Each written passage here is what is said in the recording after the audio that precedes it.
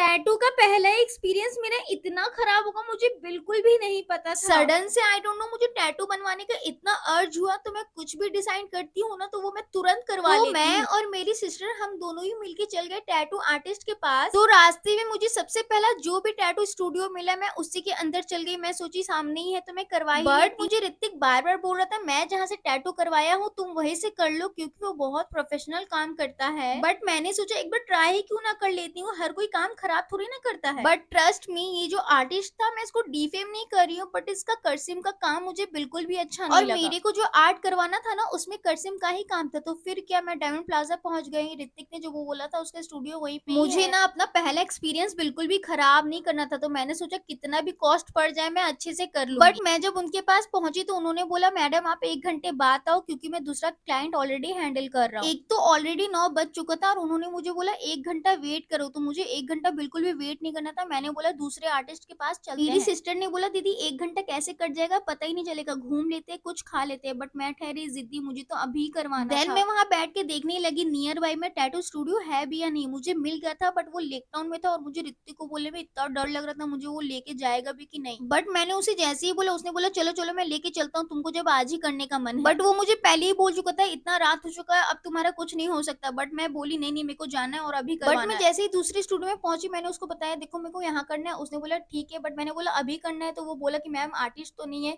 फिर मुझे उसने ओनर से बात करवाया उन्होंने बोला प्लीज मैम आप सुबह आ जाओ। वहां से मैं एक और स्टूडियो गई थी बट उसका क्लिप तो मैं ले नहीं पाई। फिर क्या मुझे लौट के वहीं पे जाना पड़ा। मेरी वजह से आज ऋतिक और मेरी सिस्टर को इतना इरिटेशन हुआ है मैं क्या ही बताऊं। फाइनली मैंने डिसाइड कर ही लिया। देन उन्होंने बोला आप लेटर चॉइस करो तो मैंने ये लेटर चॉइस किया मुझे ये अच्छा लग रहा था। फिर मैं यहाँ पे ऋतिक को थोड़ा मना रही थी वो मेरे से गुस्सा हो गया था। मैंने उसको इतना घुमाया बेचारा वो कुछ खाया भी नहीं था। जब मैं टैटू कराने सीट में बैठी तब ही 11 बज रहा था और सोचो हम लोग कब से भूखे मेरी वजह से वो दोनों भी बेचारे भूखे ही रह गए थे। तब से मैं सोच रही थी कि मैं लेफ्ट हैंड में कराऊंगी बट मुझे दोनों ने बोला कि नहीं नहीं राइट हैंड में कराओ।